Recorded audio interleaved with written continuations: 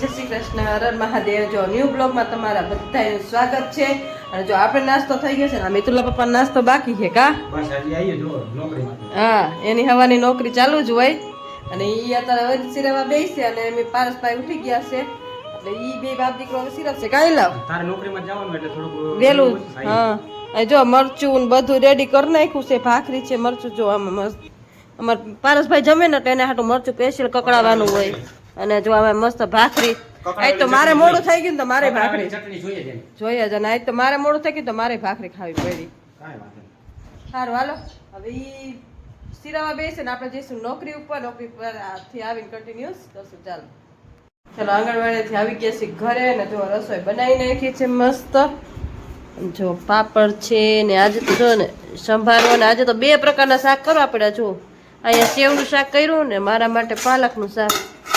બે બાપ દીકરાને છે ને સેવનું શાક વધારે ભાવે। એક કે બટેકા પર બટેકા પર ત્રણ શાક કરવાના હોય। પાસ ભાઈ તો બટેકાનું શાક ખાવું હતું પછી કીધું બટેકાનું શાક નહીં બને પછી પારસભાઈ હેઠું છે ને સેવનું પાસ કે તો સેવનું હાલશે કા પારસભાઈ? સેવનું હાલે ને તો રાજકોટ જઈને બધું કામકાજ પતાઈ આવ્યા? હા તો બોલો, હા તો મોઢામાંથી બોલો। આ ભાઈ અમારે છે ને કોઈ દી હા તો બોલવું જ બોલે ને અડધું બાકી છે હવે। હજી પાછું કાલ જવાનું ને રાજકોટ? જવાનું છે અને કાલ પતાઈ આવવાનું છે। પછી હું નવરો નથી 10 તારીખ સુધી। હા પછી 8 તારીખે ફ્રી થાય ને પછી સણસરાનું એક જ કામ રહે। એક જ રીએ કાગળિયા એટલા કાગળિયા કરવાના છે ને ભાઈના। ભાઈ એટલે તો વેલો આવ્યો હશે, વેકેશન તો હજી બહુ પડ્યું નતું પણ બહુ ભણવાનું નતું એટલે ભાઈ કે હું અહીંયા બેઠા બેઠા ભણીશ કેમ કે કાગળિયાનું કામ જ એટલું બધું હતું। એટલે જો હજી ત્રણ દી સુધી ધક્કા ખાઈ છે તો કાગળિયાનું કામ પતશે કા પારસ? હે પારસ પતશે ને? અને હાલો હવે જમી લઈ હાલો લેપટોપ પર ચાર્જિંગ કરાવી દે બે કામ થઈ જાય। હાલો હવે જમી લઈ અમે। હાલો પારસભાઈ પછી તમારું કામકાજ કરજો। સારું હાલો બપોરા કરી લઈ પછી મળીએ। ચાલ તો વાગી જો કેટલા વાગ્યા 3:45 થઈ ગયા છે ને। હવે આપણે છે ને કેરી આવી છે તો કેરી લઈ આવ્યા છે આપણે છે ને કેરીની ચટણી બનાવવાની છે। આપણે તેની જો ફ્રીજમાં મસ્ત મસ્ત કેરી જો આ બધી ડારખાવાળી કેરી છે બધી કાઢવાની છે। જો ડારખાવાળી કેરી આંબામાં લટકતી હોય ને આંબામાંથી કેરી આવી છે જો મસ્ત લટકે છે ને કેરી। આ કેરીની ચટણી બનાવવાની કેમ કે આપણે ચટણી બનાવી હતી તો મિતુલભાઈ કે મારા માટે ચટણી બનાવી નાખજો। પારસભાઈ તો ના પાડી કા પારસભાઈ? ચટણીની ના પાડી ને તમે?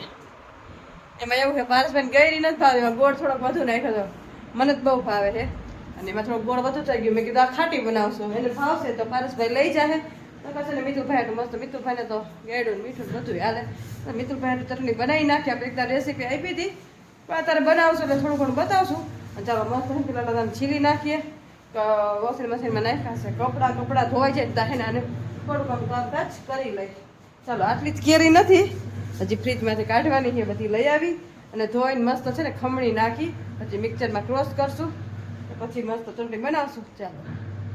ચાલો જો 4 વાગ્યાનું કરવા બેઠી હતી અને 5 વાગ્યા 1 કલાક થયા છે ને કેરી આપણે ખમણા રાખી। જો કેરી ખમણી પછી અહીંયા ગોળનું કટિંગ કર્યું, ગોળ લઈ આવી હતી પણ એનું કટિંગ કરી નાખ્યું મસ્ત અને અહીંયા જો મસ્ત છે ને તીખા પણ ખાંડી લીધા છે। તો ચાલો પહેલા વહેલા છે ને આપણે આજ વખતે છે ને અલગ રીતે બનાવવાની છે ચટણી। ઓલી વખતે છે ને આપણે મિક્સરમાં ક્રોસ કરીને અને ઝીણો મસાલો કરીને અને પછી કહી હતી ને આજ વખતે છે ને આ ખમણીને ડાયરેક્ટ જ આપણે છે ને કરશું મુરબ્બા જેવું કરશું। કેવું લાગે નોખી નોખી ટ્રાય કરતા રહી। ચાલો તો પેલા બનાવવાની પ્રોસેસ ચાલુ કરી દઈ। ચાલો જો આપણે છે ને ડાયરેક્ટ ખમણી છે ને એ ડાયરેક્ટ આપણે અંદર નાખી દીધી અને આને છે ને સોપ થવા દઈશું જ્યાં સુધી પાણી બરી ન જાય ત્યાં સુધી।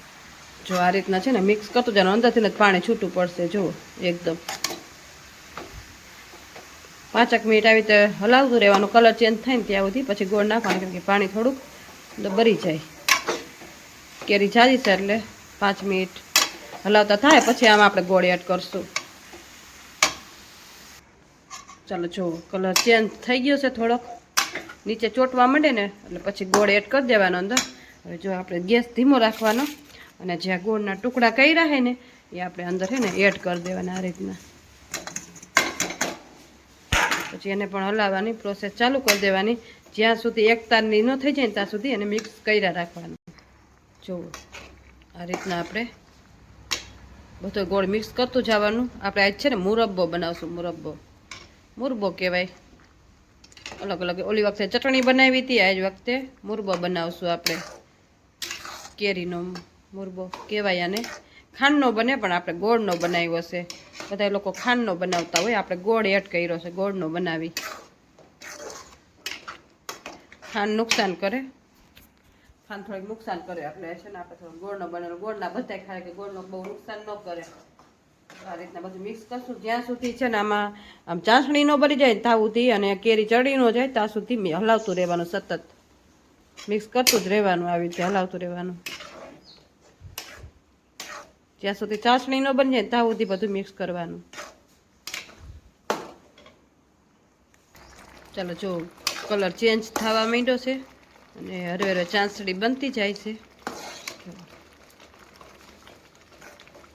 બધું પાણી ભરી જાય ને કેરીનું અને ચાસણી જેવું થઈ જાય ને એ આમ કરવાનું, એક તાર થાય ને ત્યાં સુધી રાખવાનું છે. અને મસાલા બધાય છે ને નીચે જ, મસાલા બધા છે ને નીચે ઉતારીને જ એડ કરવાના છે. આમાં થતું હોય તો કાંઈ એડ કરવાનું નથી, પછી નીચે ઉતારીને જે તમારે તીખાશ મીઠાશ બધું નાખી શકો. પણ જ્યાં સુધી આ પ્રોસેસ પતી ન જાય ત્યાં સુધી કાંઈ નાખવાનું નથી. એક હળદર એક ચડી જાય પછી હળદર એક એડ કરજો, ચાસણી બની જાય પછી નીચે ઉતારીને થોડીક વાર ઠરવા દીધો, પછી બધા મસાલા એડ કરી નાખવાના. પછી જે નાખવું હોય ચાલો. જો આ રીતના છે ને બસ બધા અંદરની સાઈડમાં થાય. જો આવી રીતે ઘટ થઈ જાય, જો હાવ ગળી જાય, હાવ કયો ને તો હાવ ગળી જાય ને ઘટ થવા માંડે ને આ રીતના.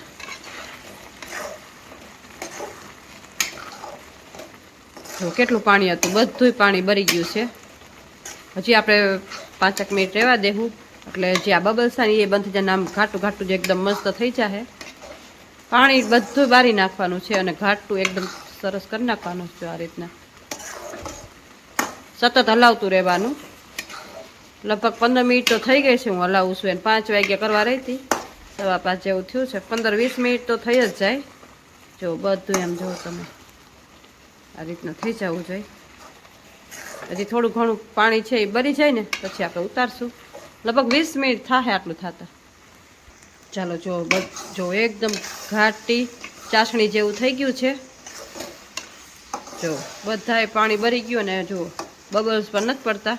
આવી રીતે ચાસણી જેવું જ કરી નાખવાનું. અને હવે આપણી આ ચટણી રેડી થઈ ગઈ છે. અને તમારે જોવું હોય ને તો જો તમને શીખવાડું. આપણે છે ને ચમચિયાથી છે ને જો આવી રીતે થોડુંક આવી રીતે લઈ લેવાનું હાથમાં. જો પછી આ રીતના આપણે છે ને જો તાર બનશે. જો આ રીતના તાર બનવા જોઈએ. જો આ રીતના તાર બને એટલે સમજી લેવાનું ચટણી થઈ ગઈ. એટલે આપણે તો મુરબો બનાવ્યો છે પણ ચટણી એ જ રીતના હોય તો તાર જોઈ લેવાના. થઈ જાય ને એટલે તાર બનવા માંડશે. જો મસ્ત આપણી ચટણી રેડી છે. હવે આપણે છે ને આમાં હળદર એક એડ કરી દેવું. ચાલો આમાં છે ને આપણે હળદર એડ કરી દેવું.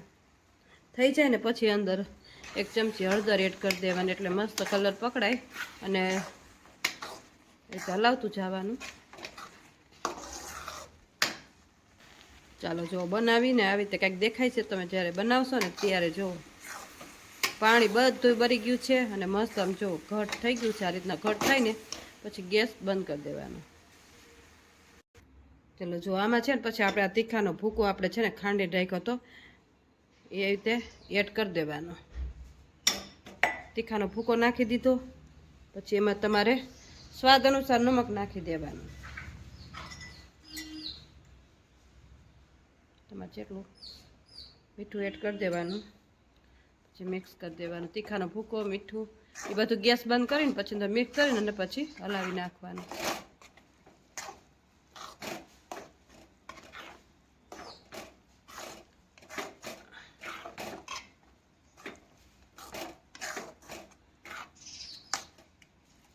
મિક્સ કરી દીધું.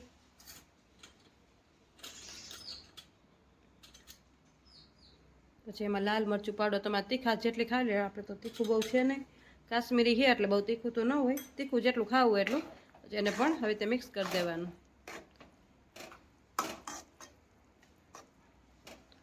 ચાલો આ મિક્સ થઈ જશે એ ગેસ બંધ કરીને થોડીક વાર રાખીને પછી બધું એડ કરી દેવાનું. એટલે આપણી ચટણી નાને છે ને પછી જ્યાં સુધી ઠરે નહીં ને ત્યાં સુધી આમાં નામાં રહેવા દેવાની. અને પછી છે ને ગમે એ બરણી હોય ને હાવ ઠરી જાય ને હાવ એટલે હાવ પછી જ બરણીમાં નાખવાની છે, ત્યાં સુધી નાખવાની નથી. અને કલર જો મસ્ત પકડશે અને ખાવામાં એટલી ટેસ્ટ હોય ને. આપણે મુરબ્બો મસ્ત બનાવ્યો છે, મજા આવે ખાવાની.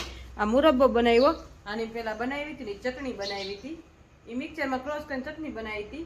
અને આ આપણે મુરબ્બો બનાવ્યો છે ખમણી. ચાલો હવે જો આ પરસેવા રેબજેબ થઈ ગયા તો અહીંયા તો એ મુરબ્બા બન્યો છે કે ગરમી બહુ છે. 5:30 થયા તો અહીંયા આપણે આ ચટણી બની. જો 5:30 થયા છે, 5 વાગ્યાના બેઠા હતા આપણે 5:30. અડધી કલાક તો મસ્ત જોઈએ જ છે આમાં, પછી હલાવવામાં. તો અહીંયા ચટણી બને જો. ચાલો હવે કમ્પ્લીટ થઈ ગઈ છે આપણે ચટણી. થોડાક હાથ પગ મોટું થાય કેમ કે ગરમી અસંખ્ય. પંખો ચાલુ કરી કેમ કે અહીંયા જ બાઈને છે, પંખો ચાલુ કરીને તો પછી ગેસનો હરકે એટલે આપણે બંધ રાખ્યો તો ચાલો. આપણે થોડાક ફ્રેશ થઈ ગયા છે ને અમારા ગામમાં જો કાલ ગઈ હતી, કાલ જાય કાલ માંડવો હતો ને આજ ગઈ હતી જાય માંડવા. તો જો ઢોલ વાગવા માંડ્યો હે, તમને બતાવું. આજ જાઈને આવી ગઈ છે જો, સામે છે ને જાઈને ઊભી છે જો, સામે મોટર ઊભી છે જો. હમણાં અહીંયા સામૈયાને એવું બધું થાય, હમણાં સામૈયાને એવું બધું કરશે. જો ઢોલ વાગે છે, મહેમાન બધા આવશે બતાવી થોડું ઘણું.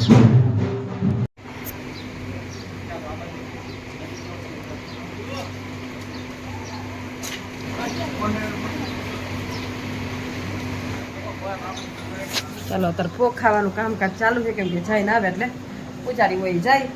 અદા તો આવે તો વાર લાગે એટલે નીકળવા પપ્પા જઈને આવે તો અહીંયા અમે એને એવું બધું કરાવી લઈએ. આપણે જો અહીંયા મંદિર છે, આપણે મંદિર આમાં જ છે રૂમમાં. અને આપણે પૈકી લાગવા વરઘોડિયા આવશે, આપણે થોડું ઘણું કામકાજ કરી લઈએ. ચાલો તો વારું પણ કરવાનો ટાઈમ થઈ ગયો છે અને વાગી ગયા છે જો 9 વાગી ગયા છે. ને આજ તો ગરમી એટલી બધી હતી ને કે મોડું રંધાનું, દૂધ મોડું આવ્યું, બધું લેટ અસંખ્ય ગરમી છે કા તડકાની વાત પૂછો માં. હા અને હજી તો કે બહુ ગરમી પડવાની. ભાઈ ના કઈ કરે ના ના બધે કે આને કીધું 21 તારીખ થી 2 તારીખ સુધી હે પારસ એટલી બધી ગરમી પડવાની. એ ભણ કાઈ એક દિવસ થઈ જાય. કેટલા વાગ્યા નીકળી બેહોશ થઈ 12 વાગ્યા થી 2 વાગ્યા સુધી બહાર નહીં નીકળવાનું. 12 થી 5 નીકળવાનું નહીં. આ એલર્ટ આપી દીધું. ચાલો પારસભાઈ છે ને આ એલર્ટ આપી દીધું. 12 થી 5 કોઈ બહાર નીકળવું નહીં. આગાહી કરી છે. એક આંબાલાલ પટેલ આગાહી કરે ને બીજો અમાર પારસ કેરીન રસ ખાઈને હુઈ જવાનું. એક આંબાલાલ પટેલ આંબા કાકા, હા આંબા કાકા આગાહી કરે ને અમારા પારસભાઈ આગાહી કરે. એમ નહીં, આંબા કાકા છે ને ઈ વરસાદની આગાહી કરે અને અમારા પારસભાઈ છે ને ગરમીની આગાહી કરે. અને મારા ઉતરાય અને મારી આગાહી છે કે તમારે 2:30 વાગે કોઈથી બાયણે નહીં નીકળવાનું, બહુ તડકો પડવાનો છે. એક 1:30 વાગે નહીં નીકળવાનું, એક 2:30 વાગે